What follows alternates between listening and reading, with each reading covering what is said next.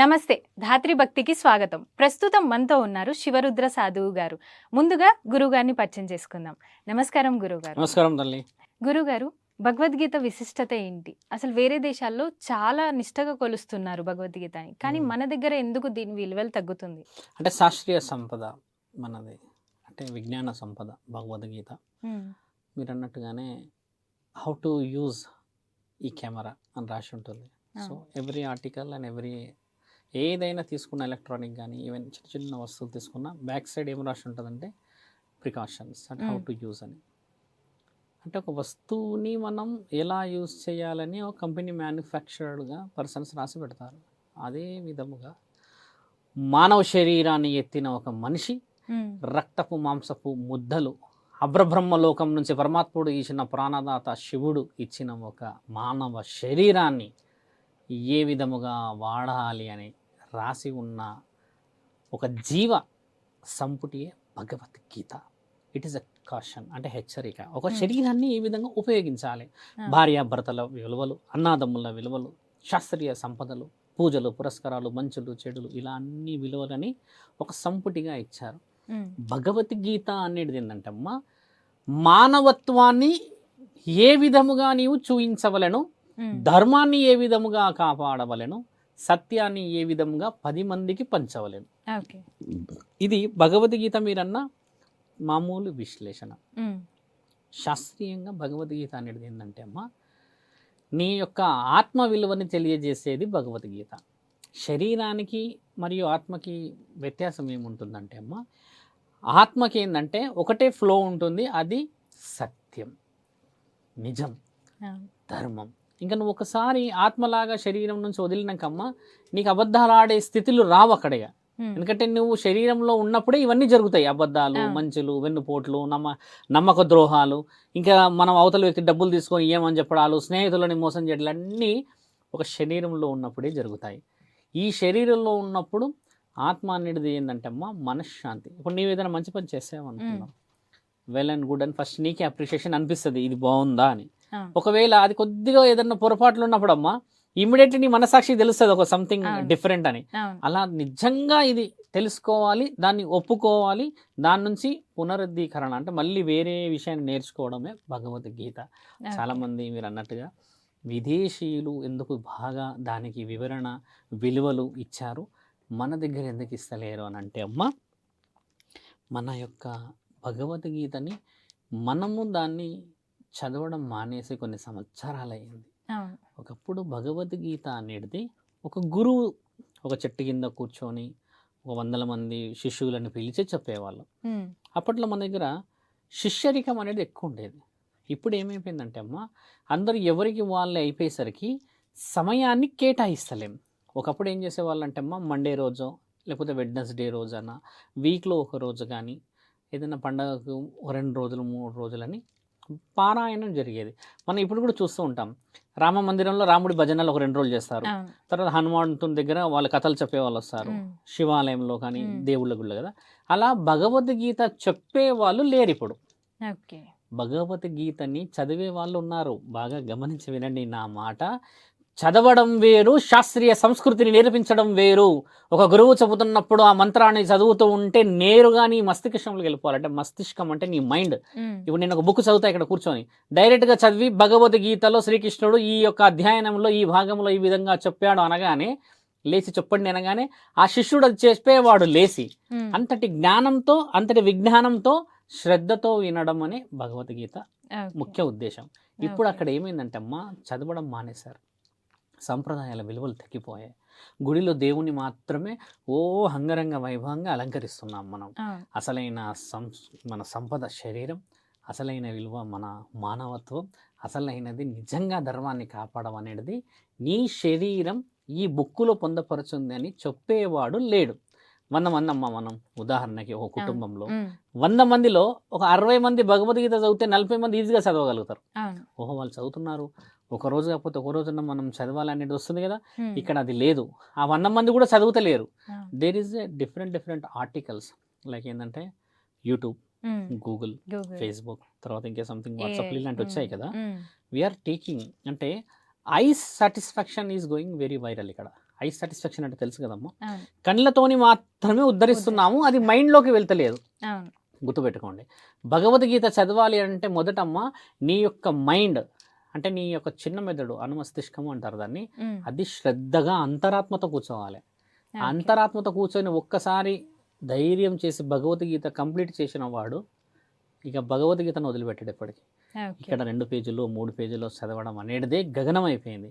ఉమ్, ఒక గురువు చెబితే ఇన్నే తరుణము లేదు, ఉమ్, పోనీ ఈయన చదివే తరుణము లేదు.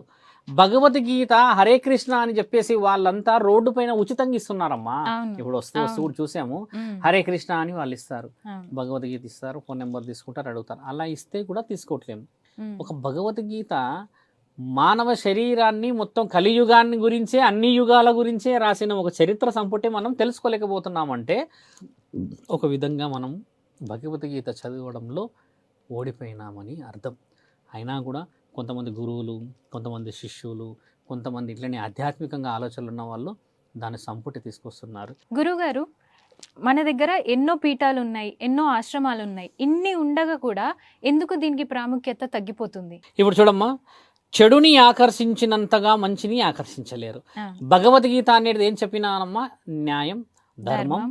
ఒక వ్యక్తికి సహాయం ఉమ్, కదా. ఉమ్, ఇది ఎవరు ఒప్పుకోరు. ఉమ్, వాడి నెత్తి మీద కొట్టాలి, వెన్నుపోటు పొడవాలి, ఆ, వాడి దగ్గర ఉన్నాయి లాక్కోవాలి, లేదా ఆయన గారిని తెలివితేటలతో మోసం చేయాలి. మోసం చేయాలి. ఇక్కడ ధర్మంగా పోయే పని ఏంటంటే అమ్మా, మనస్సుకి ప్రశాంతత ఇస్తుంది, కానీ శరీరానికి ఆర్భాటం ఇవ్వదు. ఇక్కడ మీరన్న భగవద్గీతకి ఎందుకు ఇన్ని గుడులు, గోపురాలు, ఆశ్రమాలు, మహర్షులు, మహావీరులు ఉన్న మహాపీఠాలు ఉన్న ఈ భూమండలంలో ఉమ్, ఎందుకు ప్రత్యేకత తగ్గింది అని అంటే, భగవద్గీత అనేది నిజం.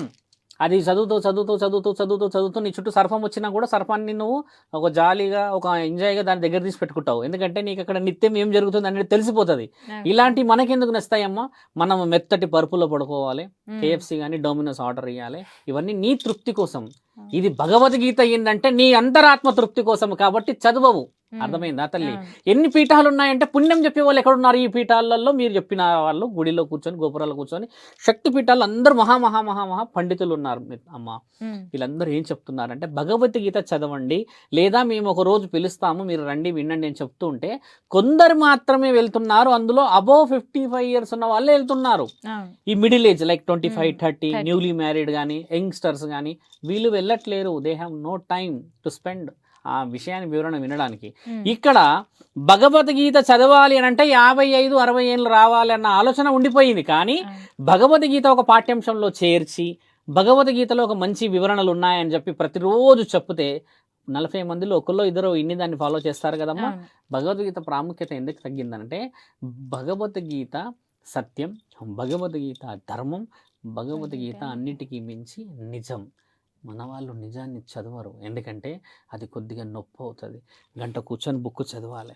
అవును. అదే గంట సేపు సినిమా చూస్తే అందులో హీరో హీరోయిన్ ఫైట్, తర్వాత ఎమోషన్స్ క్యారీ, మధ్యలో పాప్కార్న్ తింటూ ఉంటే అప్పుడు ఆయనకు ఉత్సాహం వస్తుంది. అవును. ఇక్కడ శ్రద్ధతో కూర్చొని భగవద్గీతలో శ్రీకృష్ణుడు ఏం చెప్పాడు, మహాభారత యుద్ధంలో పాండవుల కౌరవుల మధ్యలో ఏ యుద్ధం జరిగింది, ఎందుకు జరిగింది, ఏ సందర్భంలో ఎవరు ఏ మాట ఇచ్చారు, ఎందుకు ఇచ్చారు అన్న విషయం ఈయన చదవడు. ఎందుకంటే భగవద్గీత ఈయనది కాదనుకుంటాడు. అవును. భగవద్గీతనే మనది. మన సంప్రదాయాన్ని ఎక్కడో ఉన్న విదేశీయులు పాటిస్తున్నారు. ఎందుకంటే అక్కడ శ్రీకిచ్చే గౌరవం ఏమిటి, సాంప్రదాయం అంటే ఏమిటి, న్యాయం అంటే ఏమిటి, ధర్మం అంటే ఏమిటి, అన్నిటికీ మించి ఈ మానవ శరీరాన్ని ఏ విధముగా ఉపయోగించాలని రాసున్న దాన్ని వాళ్ళు గతములో చిన్నగా బట్టలు వేసుకొని, తర్వాత రోడ్డు పైన ఎన్నో విన్యాసాలు చేసి వాళ్ళన్నీ చూసేసి ఈ శరీరం ఇంతేనా అని అనుకొని, ఈ శరీరానికి ఇది కాదు అసలైన విలువ, పలానా భారత భూమండలములో మహాభారత యుద్ధ సమయంలో శ్రీకృష్ణుడు మనకి అందించిన ఒక మహాయాగం ఈ భగవద్గీత. దాన్ని చదివితే ఎన్నో పుణ్యాలు జరుగుతాయనంట, ఎన్నో మంచి కార్యక్రమాలు జరిగాయంట. అక్కడ వీరాది వీరులు ఉన్నారు, బ్రహ్మనే గెలిచిన మహావీరులు ఉన్నారు. వారి యొక్క తలలు పూడ్చిన భూమండలము ఆ భారతదేశం.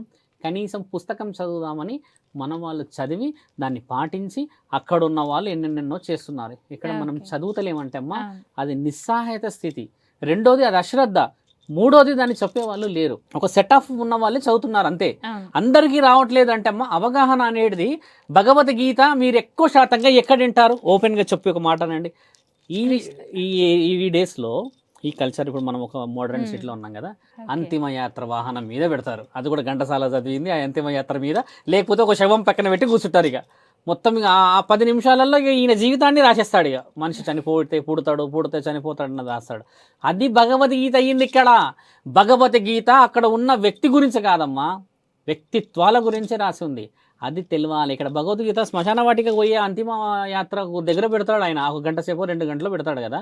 అక్కడ విదేశీయులు పాటిస్తుంది ఏంటంటే ఆ అంతిమ యాత్రకి ఏ విధముగా సుఖంగా వెళ్ళాలి అని. ఆయన మొత్తం ప్రశాంతంగా మొత్తం అన్నీ చేయాల్సిన కార్యక్రమాలు అన్నీ చేసి చనిపోయిన దగ్గర ప్రశాంతంగా కళ్ళు మూసుకొని శరీరంలో జ్ఞానేంద్రియాలన్నీ మూసుకుపోయి అసలు పరమాత్ముడి దగ్గరికి పోయేటోని దగ్గర ఇవి పెట్టి వినిపిస్తాం, విననోడి దగ్గర వినిపిస్తాం. అసలు వినేటిది పిల్లలు, తల్లి, తండ్రి, అక్క, చెల్లె, కుటుంబం, దోస్తులు, స్నేహితులు, వీళ్ళందరికీ వినిపించట్లేదే.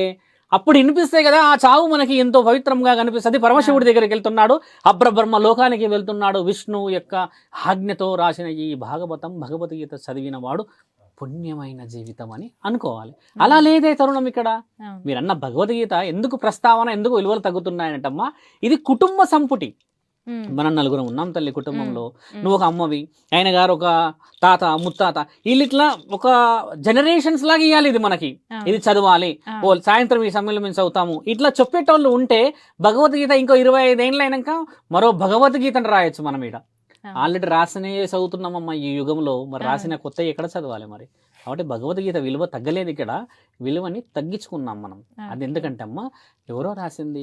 మహాభారతం ఇప్పుడు జరుగుతలేదు కదా చూడ్డానికి, మహాభారతంలో జరిగిందని రాయలేడు ఆయన, ఒక కుటుంబ విలువలు రాశాడు అందులో. వచ్చేసి మహాభారతం యుద్ధం రాయలేడు కదా, ఒక బతికి ఎలా బతకాలి, మంచి జీవితం ఎలా ఉండాలి, మనిషి కష్టం సుఖం నష్టం వస్తే మరణాన్ని సైతం ఏ విధంగా గెలవాలనేది భగవద్గీత. దాన్ని చదవడం చాలా ముఖ్యమైనది.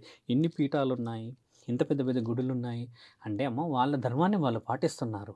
కానీ మనం వెళ్ళి గుడికి పోయి వచ్చినట్టుగానే ఉంటున్నాము, కానీ అక్కడ చెప్పిన విషయ వివరణలు మన చెవులోకి పెట్టి మన సాక్షిని నడుపుతలేము. గురువుగారు, ఇఫ్ ఇన్ కేస్ నేను ఇప్పుడు భగవద్గీత చదవాలి అనుకుంటే ఎలాంటి నియమాలు పాటించాలి, ఎలాంటి సమయంలో చదవాలి దాన్ని? మంచి సమయం అనేది లేదు, నీవు ఎంచుకున్న సమయమే మంచి సమయం.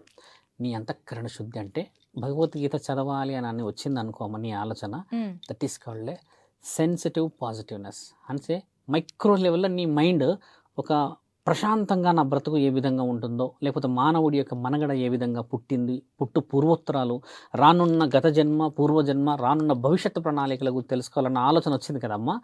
రోడ్డు పైన కూర్చొని చదివిన భగవద్గీత ఎక్కాల్సింది మెదడుకి. అదేంటంటే ఇలా చదువుకుంటే వేరే వాళ్ళు చెప్పేది కాదు. అది చదువుతున్నప్పుడు ఆ ప్రపంచాన్ని మర్చిపోతాం మనం. ఆ మర్చిపోయిన ఆ తరుణము జ్ఞాన సంపద, నీ యొక్క ఆత్మ పరమాత్ముణ్ణి కలిపే ఆ తరుణమే భగవద్గీత. ఏ సమయాల్లో అయినా చదువు, నీ సమయం ముఖ్యంగా తీసుకోవడం. చూడమ్మా, భగవద్గీత చదవడం అనేది ఏ సమయాన్ని కాకుండా ఖచ్చితంగా రోజుకి ఒక కాగితం చదువుతా అనే నియమం పెట్టుకోవాలి. ఒక కాగితం నైట్ పడుకునేప్పుడా, లేదు పొద్దున్నే లేవగానేనా, లేదు లంచ్ అవర్లోనా అనేది ఇలా ఒక పేపరే చదువుతా అని పెట్టుకొని అది మైండ్లో పెట్టుకుంటే డైలీ హ్యాబిట్. రామకోటి రాస్తాం తల్లి, 1,000 సార్లు రాముడి పేరు రాస్తాం మనం. తర్వాత కొంతమంది వచ్చేసి శతకోటి అని చెప్పేసి శివుడిది రాస్తారు, ఇంకా లక్ష్మీమాత రాస్తూ కూర్చుంటూ ఉంటారు, చేస్తూ ఉంటారు. ఎందుకంటే 1,000 సార్లు రామనామాన్ని తలుచుకున్నాం అని చెప్పేసి. 1,000 సార్లు రామనామాన్ని తలుచుకున్న వాళ్ళందరమ్మ రాముడు రాముడు రాముడు రాముడు అని రాస్తాడు. ఆఖరికి రాముడు ప్రత్యక్షం ఎప్పుడైతాడో తెలుసా అమ్మ? జనన మరణాలను గెలిచిన తర్వాత కళ్ళు మూసుకొని ఓసారి నా కళ్ళు తెరిపి పరమాత్మ అన్నప్పుడు, ఓసారి మూసుకున్న తర్వాత నేను తెరవలేను, రామ అన్న నామం నా దగ్గరికి నిన్ను చేర్చింది, శుభశాంతులతో ఉండాల్సిన జీవితంలో రామ అని రాసినావు కదమ్మా, అదే పుణ్యము నేను ఈరోజు మరో జన్మకి శ్రీకారం చుడుతుందంటారు. అదే ఒక రోజు ఒక పేజ్ భగవద్గీత చదివితే ఏమొస్తుంది తెలుసా అమ్మ? రాముడు ప్రత్యక్షంగా పక్కనే కనబడి ఉంటాడు ప్రతిరోజు. ఎక్కడో చనిపోయిన తర్వాత వచ్చే ఆ రాముడు శతకోటి రాసిన తర్వాత ఇక్కడ ప్రత్యక్షంగా భగవద్గీత చదివినప్పుడు నీవు రాముడు, ఆయన సీత, ఈయన లక్ష్మణుడు, ఇలా మానవత్వం కనబడినప్పుడే కదా దేవతామూర్తులు ఆనందించేది. అదే కదమ్మా భగవద్గీత యొక్క సంపుటే అది. దాంట్లో ఉండేది అది. నీ యొక్క ఈ ఫ్లెష్, నీ యొక్క ఈ ఫిజికల్ అటాచ్మెంట్ ఉన్న ఈ శరీరము మైక్రో లెవెల్లో ఏ విధంగా వాడాలని రాసున్నది భగవద్గీత. ఇంతలా ఉంటుంది భగవద్గీత చూడడానికి. ఒకసారి 2 పేజీలు 3 పేజీలు కంప్లీట్ చేసినావు అనుకమ్మా, అది ఇంకింత పెద్దగా ఉంటే బాగుండు అనిపిస్తుంది. ఫస్ట్ నువ్వు ఎంట్రీ కావాలిగా అందులోకి. భగవద్గీత విలువ అదమ్మా. ఓకే, భగవద్గీత గురించి ఇంత బాగా చెప్పారు గురువు గారు. ధన్యవాదాలు. ధన్యవాదాలు తల్లి.